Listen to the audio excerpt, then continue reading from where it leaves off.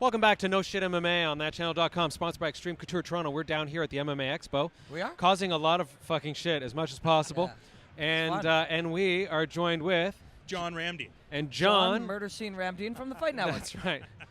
So John, what's going on, have you John? ever been interviewed by a douchebag like this guy? No, I really don't think he's a douchebag. He's been very nice, having me sit in the middle, center of attention, right? Absolutely. And you know what? Wow, our last guest hated him. Yeah. Which one? Well, all They of our all- guests, they- except for you. Jason McDonald wanted to kill him. Wow. Actually, that's not entirely true. One guy actually did attempt to kill me. And He that was almost choked him out. His eyes turned red. My eyes went all red, Have and you I been was choked fading out off. before? Have you been choked out before? No. Oh, wow. No, so it was Yeah, the first time for everything. Oh, that's the MMA So, Expo. hey, why not do it at the MMA Expo and get your face beat down while you're here? Well, choked out. Let's now. John is an actual journalist. Yes, I know. Unlike us. So completely different level, and that's why we use profanity the entire time Yeah. I try to get swear attention. as much as I possibly can, though. We do it basically because we don't really know how to journalize or Right, whatever it is. Right. So we just say motherfucker and stuff. And people seem to like Yeah. it. Okay, yeah. Yeah. Well, we don't know how to express ourselves other than with profanity. So we went to the which comedian uses a lot of like f-bombs and stuff like that. George Carlin. Yeah, so Richard we're, Pryor. Yeah, Sure. exactly. So we're like Yeah, the nice. Richard He Pryors knows of, stuff. but without any skill or quality. Now let's ask 10 questions for Murder Scene John Ramdeen. Okay, absolutely. Go okay, ahead. let's just come up with Completely One, random. who was the best interview you've ever had? The best interview, I'd have to say Matt Serra. Very, very cool guy. Yeah, you know, when I first started watching mixed martial arts and more specifically the UFC, not a big fan. Even on the show, he came off as brash and whatnot. You get to know the guy. Very cool, down to earth. Just wants to make a living fighting, and he wanted to become a champion, and we got to see it. Very, very cool guy. Who was the worst interview you've ever had? Don't say Robin Black. I'll have to say Rich Franklin. Yeah, he didn't give a shit. He couldn't be bothered, and I'm like, that's strange. Like we're trying to promote what you do, Right. and for him to be standoffish, I just whatever. You asked too.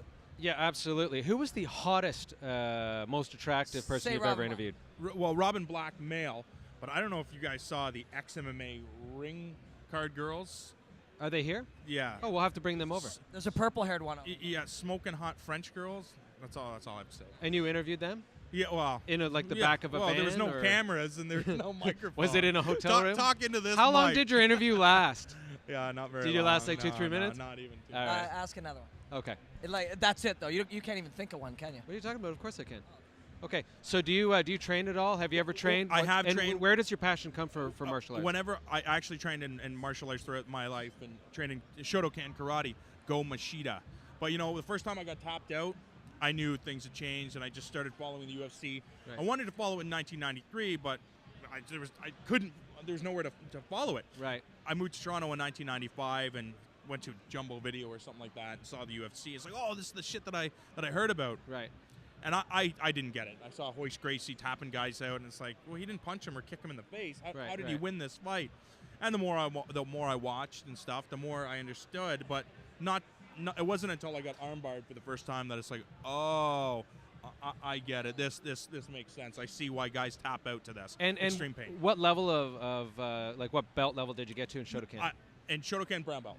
Oh, okay, cool. Wow, Yeah, so you so, trained yeah, for a while. so I trained Was it for- like one of the clubs that like every 3 months they give you a belt, or was it more like you they know were what? like, "Fuck you, you gotta wait"? No, And that's like we're at 7 questions or something now. No, the way it worked, I think. Sorry, Robin. It's one continuous question. It's a nonstop question. Again, we don't there know were what we're commas, but he just kept interrupting me with answers. Really, it was like because I'm a bad journalist, so it was like a nonstop question. Go ahead. No, I think it was the type of thing that there was a lot of pressure to promote because there was a lot of little kids in my I guess where I trained. It wasn't really a dojo. It was a high school, or not even a high school, elementary gym where I trained. Okay. So there was a lot of pressure to promote the younger kids. So I mean, I got to a certain level, and that was kind of a stalemate. So I think I got the best training I possibly cool. could. But Yeah. I didn't really believe in Shotokan karate. The basics were there. I understood a push kick and a round kick. They made sense, but crescent kicks, Jumping, spinning kicks. Yeah, But now you do because Lyoto, right? Yeah. Yeah. Although that's Machida karate. Yeah, it really is. It's to people's. It doesn't resemble It what doesn't. I It know doesn't- of it doesn't Shotokan look- karate. doesn't look like Doesn't look Shotokan like karate, anything yeah. that anybody else was doing when I was doing karate Yeah. either. So I got a question for you. Is Scott Smith a great fighter or the greatest fighter? He is a entertaining fighter. He's He's a great fighter. He's he's- a great fighter. You know what? And that's the thing. we are like the biggest nut huggers Yeah, for Scott Scott Smith. Smith. It, like You know, can't help He's it. the shit. I think the argument that I get all Because the it's so entertaining. and that's what that's the argument that I hear. Sport and entertainment. Yeah. What is the most important aspect of mixed Right. martial arts? To consider it a sport or to consider it entertainment? Right. And for me, when I look down and because I paid for my UFC and my Pride tickets out of my own money. Sure. And when I look down and I see $400 at the bottom of my ticket stub, You want some fucking I entertainment. want to be entertained. I Right. don't give a shit who wins. Yeah, it's kind of You like, know? yeah, you want to be at like the monster truck thing where Yeah. they sell you the whole ticket, but you only need the edge. Exactly. That's Of the seat. that's exactly Yeah, exactly. right. I have a question. Are you taking a picture of me or of this douchebag? Yeah, but mostly me, right? I'm very Nice. afraid here. I'm afraid that you guys are going to attack me in some way. And You might. oh god, You're a lot bigger than us. yeah, Yeah. but So- yeah, you can But, choke. And you know karate. We'll, Yeah. we'll take you on from either side. Maybe something Fucking good will no happen. karate, man. Bitches. So one last question. We'll let that guy ask you. Okay. So what have you guys got coming up on the Fight Network? What's going on for you guys? We got lots of stuff. We got for anybody who's real roots mixed martial arts deep out of Japan, one of the premier Japanese promotions. It debuted on Friday is Dream. Yep. Dream obviously taking off kind of where Huge. where Pride, Right. Where Pride It was left Dream off. 9 was the last one, right? Dream 9. So we're starting off with Dream 1 to kind of show Canadian fans Right. what Dream's Bring all it up. about. Obviously the best in professional wrestling and boxing. I know when you talk about mixed martial arts and pro wrestling, You just said professional I wrestling? did say professional. Do you mean like professional Greco-Roman wrestling? No, I wish it was professional. So I'm a little disappointed that the Fight Network shows Like professional that's wrestling. like 'cause, circus wrestling, you mean, Well, right? well, it's comedy. But what you have to remember You is know, but that should be on the Comedy But Network, they don't right? Not the fight Fight for Network. real, right? No, they're excellent athletes, but you know what I mean? And they do get hurt. Not debating that. And they could be great fighters, but they're just not fighting. no, but you know what the best part about it is I grew up as a professional wrestling fan, and it wasn't until I found, well, it wasn't mixed martial arts, it was no holds barred back then, but Right. what we had in Pride and now Dream is the best of both. You have Right. guys like Josh Barnett and Phil Baroni coming down in their outfits and the Right, they got sunglasses, show like and real go. pro wrestling type guys. When they get inside the ring, They can it's fight. on. They Well, can fight. and So- Barnett's a great example because he did professional He did wrestling in Japan, exactly. and he was Still fighting does.